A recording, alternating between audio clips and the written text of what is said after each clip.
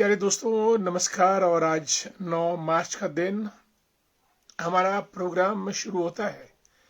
आज की बात आपके साथ। दोस्तों, हर रोज कार्यक्रम चलता है और कार्यक्रम में हम बहुत सी चीज़ों को आपके सामने लाने का प्रयास करते हैं। दोस्तों, दुनिया युद्ध की स्थिति से गुजर रही है और ऐसे में दुनिया कहाँ जाएगी, आम आदमी का क्या हाल होगा, महंगाई कितना बढ़ेगी, आदि इत्यादि पर चर्चा होना स्वाभाविक है।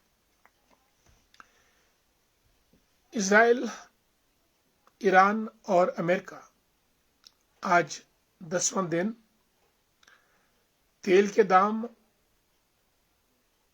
बढ़ रहे हैं, गैस के भी बढ़ चुके हैं और आने वाले समय में महंगाई बढ़ती हुई नजर आएगी, दौड़ती हुई, और तेल की कमी महसूस की जाएगी। हालांकि पेट्रोल और डीजल की प्राइसेस भी बहुत बढ़ेंगे, लेकिन इनके दाम बढ़ने से ज़्यादा मुझे लगता है कि शायद ये मिले ही ना, ऐसा मुझे लगता है। कमी बहुत होगी और इस कमी के चलते और क्षेत्रों पर भी फर्क पड़ेगा, क्योंकि सभी चीज़ें ट्रांसपोर्टेशन पर निर्भर करती है। देशों के बीच एनमिटी यानी दुश्मनी बढ़ेगी, जैसा कि झलक रहा है। रूस ने जो खमेनेई के पुत्र जिनको अध्यक्ष बनाया है, ईरान का अयातुल्ला, जो धार्मिक पद है, रूस ने अपना समर्थन दिया है। लेकिन चीन, इजराइल, चीन का भी समर्थक है, पर इजराइल और अमेरिका उनको नहीं मान रहा है। वो कह रहा है कि हम खमेनेई के उत्तराधिकारी को नहीं मानते और जो भी ईरान का उत्तराधिकारी बनेगा वो डोनाल्ड ट्रंप की सहमति से ही बनना चाहिए। युद्ध के मैदान में दोस्तों भयंकर गोला बारूद, मिसाइल्स, रॉकेट लॉन्चर्स, पनडुब्बीज, न जाने क्या क्या चीजों का इस्तेमाल हो रहा है और ये मानवता के लिए ठीक नहीं है। बेगुनाह लोग, निर्दोष लोग मारे जा रहे हैं और दुनिया के बड़े बड़े देश आम जनता के खून की होली खेल रहे हैं। युद्ध बंद होने चाहिए। इस धरती पे इंसान जीने के लिए आया है, ना कि युद्ध करने के लिए। और दोस्तों, अगर ये युद्ध और दिन कुछ चलता है, जैसे कि स्थिति और अंदाज लग रहा है, तो यकीन मानिए तकरीबन हर देश को आर्थिक चुनौतियों का सामना करना पड़ेगा। साथियों, 9 मार्च आज के दिन शशि थरूर का नाम आपने सुना है, जो पूर्व में भारत के विदेश मंत्री थे। आज उनका जन्मदिन है। शशि थरूर केरला तिरुवनंतपुरम से कांग्रेस के सांसद हैं। 2009 में पहली बार चुने गए थे और अब लगभग चौथी बार वे मेंबर पार्लियामेंट बने हैं। शशि थरूर दोस्तों एक ऐसा नाम जो कि विद्वता से परिपूर्ण, अंतर्राष्ट्रीय विषयों पे गहरी जानकारी रखते हैं। बहुत सी किताबें लिखी है उन्होंने, खास तौर से अंग्रेजी साम्राज्य का भारत पर क्या क्या कुप्रभाव पड़ा, शशि थरूर ने ये बातें बहुत अच्छे तरीके से अपनी भिन्न भिन्न पुस्तकों में लिखी है। एक उनकी पुस्तक from midnight to the new millennium बहुत सुंदर किताब है, और एक किताब पैक्स ब्रिटेनिका, और एक और किताब why I am a Hindu, वगैरह वगैरह। शशि थरूर दोस्तों 1978 में यूनाइटेड नेशंस में जॉब करने चले गए। उन्होंने कैम्ब्रिज से पढ़ाई की, डॉक्टरेट किया और लगभग 30 सालों तक यूनाइटेड नेशंस में अंडर सेक्रेटरी जनरल के पद पर कार्य किया।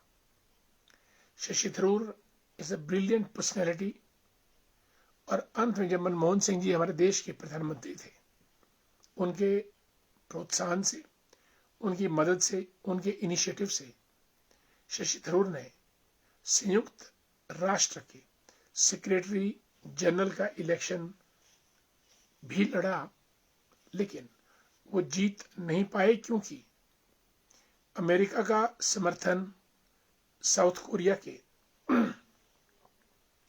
बान की मून को मिला हुआ था।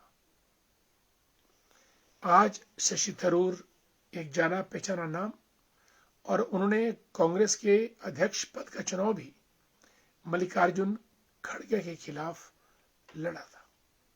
Is a brilliant personality, speaks so well so good, और भिन्न भिन्न इंस्टीट्यूशंस में वे स्पीचेस, ऑरेशंस देते रहते हैं।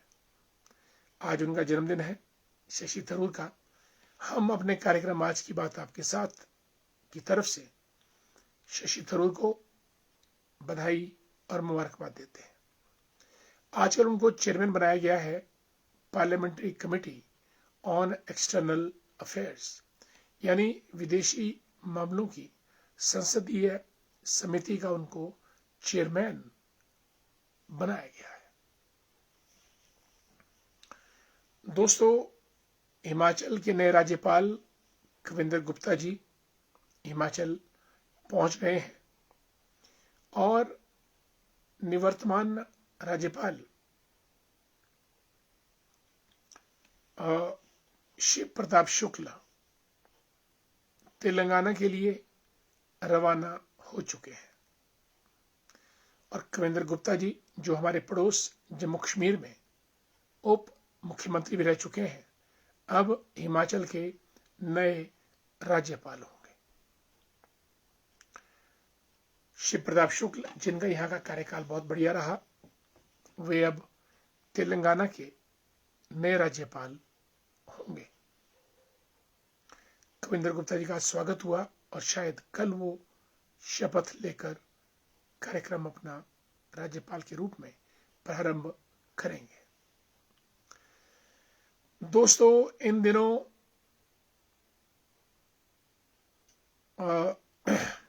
एक जबरदस्त बहस छिड़ी हुई है। राष्ट्रपति द्रौपदी मुर्मू पश्चिम बंगाल की यात्रा पे गई थी। वहां पे उनके स्वागत के लिए ना तो मुख्यमंत्री ममता बनर्जी पहुंची, ना ही राज्य के मुख्य सचिव, और ना ही राज्य के पुलिस महानिरीक्षक। और जब ये लोग नहीं पहुंचे तो राष्ट्रपति मुर्मू ने इसका कड़ा संज्ञान लिया, इसको प्रोटोकॉल के खिलाफ माना, और प्रधानमंत्री जी ने तो इसको न केवल राष्ट्रपति का अपमान, एक कदम आगे भारतीय संविधान का भी अपमान माना है। केंद्र ने राज्य से रिपोर्ट तलब की है और आने वाले समय में इस विषय पर केंद्र, संविधान और राष्ट्रपति का क्या रुख रहता है, ये एक बड़ा रोचक विषय रहेगा। सामान्यतः जब राष्ट्रपति जाते हैं तो उनका स्वागत अगवानी blue book of the protocol के मुताबिक किया जाता है और उसमें किसी भी किस्म की छूट, ढील या कुताही नहीं बरती जाती है। अब ये मामला पश्चिम बंगाल में हुआ, जानबूझ के हुआ या सूचना के अभाव में हुआ या फिर राष्ट्रपति का अपमान करने के लिए हुआ या केंद्र का अपमान करने के लिए हुआ, ये जांच का विषय है। साथियों, हिमाचल में एक पंडोह डैम है जो आज से 50 वर्ष पूर्व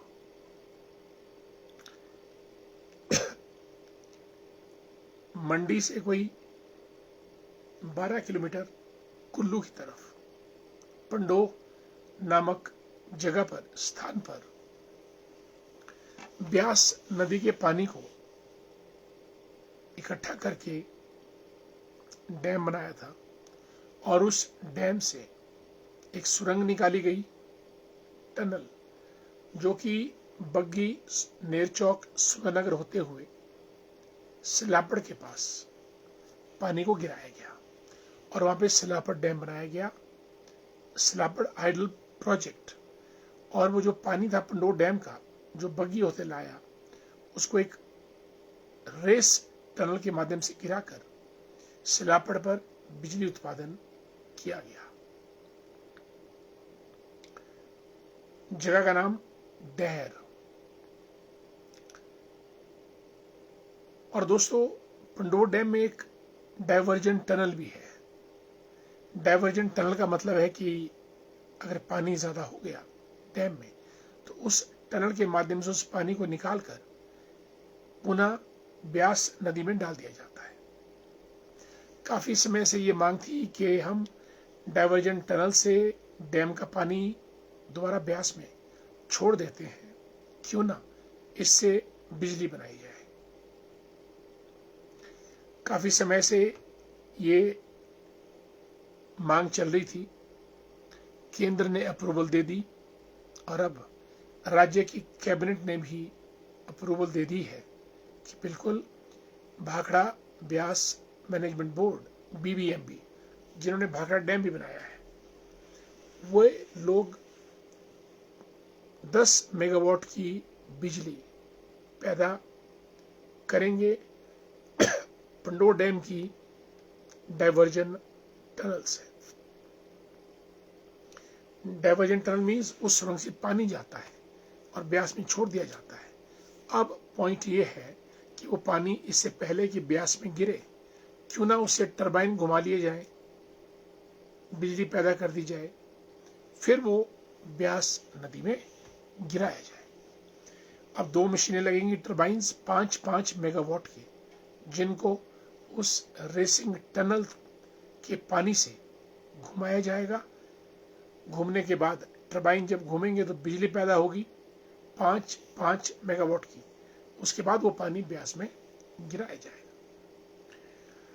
दोस्तों, इस तरीके से जो बिजली उत्पन्न होगी उसमें से 13% तो हिमाचल को मुफ्त मिलेगी और 5% और एक्स्ट्रा मिलेगी, यानी 18% बिजली मिलेगी इस उत्पादन से। और ये कार्य भाखड़ा ब्यास मैनेजमेंट बोर्ड को करना होगा।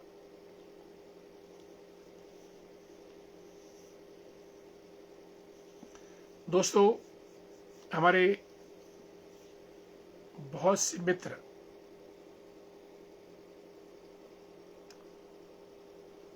जुड़े हैं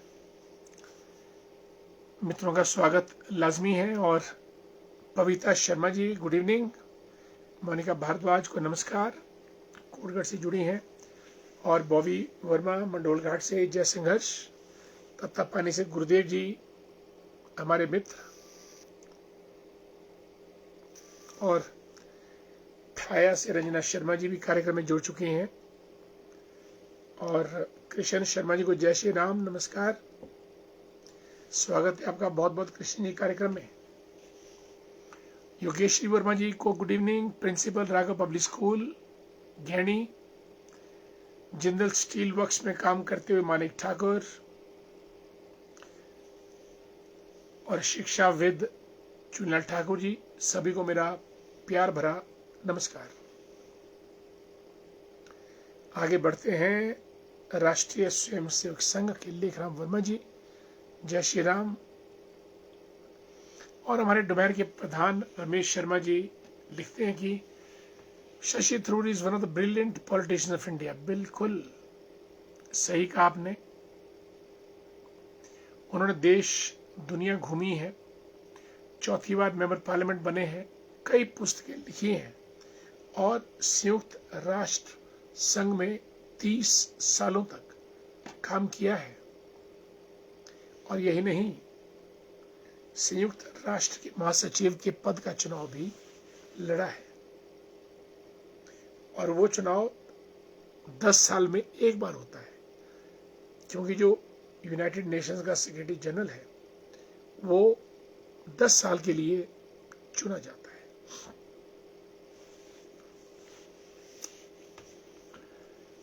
परमार सिंह वर्मा जी को नमस्कार, जय श्री राम। और पार्वती जी कालीहट्टी से जुड़ी हैं हमारे साथ, राम राम, जय श्री राम, कैसी हैं आप? और आपको हमारा नमस्कार। ओम प्रकाश धर्मा जी ऑर्चर्डिस्ट हैं, एप्पल एक्सपर्ट हैं, जुड़ चुके हैं हमारे साथ। चाटी से हैं ओम प्रकाश धर्मा जी मेरा ख्याल। ऋतिक रानावत हमारे स्टूडेंट हैं, जय हिंद जय भारत। शोगी से हमारे मित्र आदरणीय रोहाल साहब को नमस्कार, राजेंद्र रोहाल जी। जे ठाकुर जी शिमला भाजपा के महासचिव, और आज हमारे नवनियुक्त राज्यपाल कविंद्र गुप्ता जी का स्वागत करने के लिए जे ठाकुर जी बाकायदा लोक भवन, जिसका पहले का नाम राजभवन हुआ करता था, वहां भी मौजूद थे, और उन्होंने बड़ा गर्मजोशी के साथ राज्यपाल महोदय का स्वागत किया। बहुत बढ़िया आदरणीय ठाकुर साहब, आपको भी जय श्री राम और नमस्कार। Jatin Dixit good evening, how are you, कैसे हैं आप? Good to see you dear, and you are also welcome in a program on आज की बात आपके साथ। Please be with us whenever you get time to join this program, be there. Thank you. Vinod Verma ji Ram Ram, और हमारे मित्र प्यारेलाल वर्मा जी को भी हमारा नमस्कार। Good to see you dear Pyarelal ji.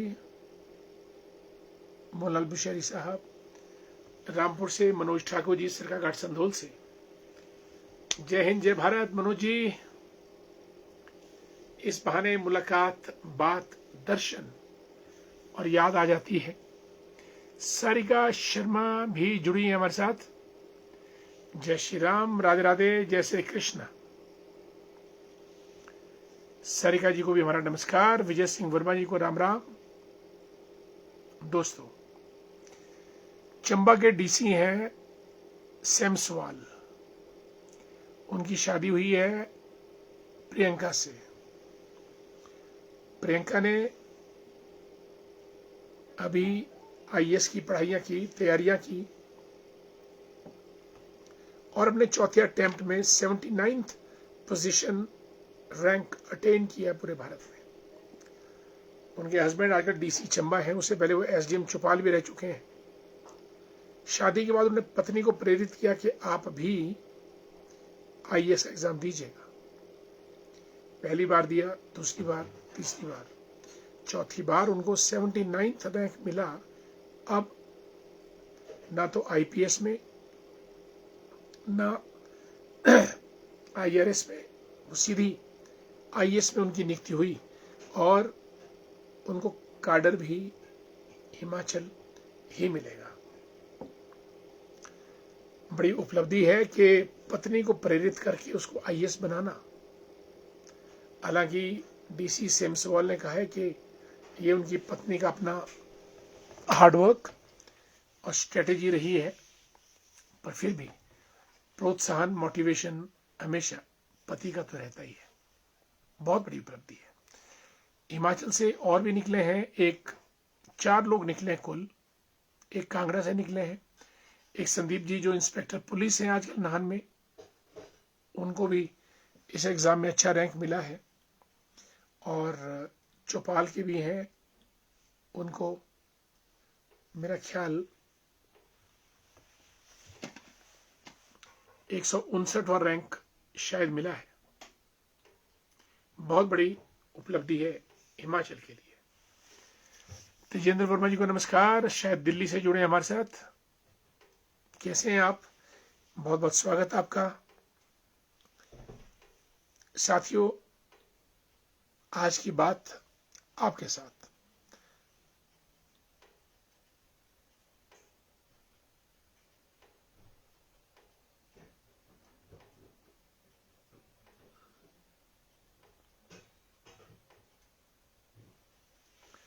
Iran के जो नए लीडर बने हैं मुज्तबा खमेनेई, वो पूर्व में अयतुल्ला खमेनेई के बेटे हैं। ईरान के सुप्रीम तो बन गए, लेकिन इजराइल और अमेरिका कहता है कि हम इसको भी नहीं छोड़ेंगे, क्योंकि ये हमारे मन और नीति के अनुरूप नहीं है। नेवला गांव से प्रमोद कुमार जी जुड़ चुके हैं शिमला ग्रामीण से। नमस्कार, कैसे हैं आप? बहुत बहुत स्वागत। दोस्तों, अगर किसी भी देश का नेतृत्व सुदृढ़ है तो वो देश अच्छे अच्छे कार्य करता है, और अगर वहां का नेतृत्व दिशा विहीन, नासमझ और बिना किसी काइंडनेस के है, तो वो मानवता को गहरे अंधेरे के गर्त में धकेल देता है। इसलिए परिवार, समाज, पंचायत, देश प्रदेश का जो नेतृत्व है, जनता को उसको देख परख के पावर देनी चाहिए, क्योंकि सारे निर्णय नेतृत्व करता है, और अगर नेतृत्व गलत है तो निर्णय गलत होंगे। इसलिए जब भी आपको मौका मिलता है वोट डालने का, नेता चुनने का, ऐसा नेता चुना जाए जो थोड़ा पढ़ा लिखा हो, थोड़ा आम जनता की बात करता हो, थोड़ा सात्विकता रखता हो, सोच विचार रखता हो, दूर तक सोचता हो और अहिंसा में भी विश्वास रखता हो। क्योंकि मेरा ये मानना है कि इसी किस्म का नेतृत्व मानव जाति के लिए सर्वोत्तम होता है। चलिए दोस्तों, घड़ी की सुइयां 9:30 पे पहुंच गई है। हमारा कार्यक्रम आज की बात आपके साथ यहीं समाप्त होता है। प्यारे साथियों, आप सब लोग कार्यक्रम में जुड़े, आप लोगों का दिल की गहराइयों से धन्यवाद। कल हम अपने इस कार्यक्रम में फिर आपसे मुलाकात करेंगे। तब तक के लिए आगे दीजिए शुभ रात्रि। जय भारत, जय हिमाचल।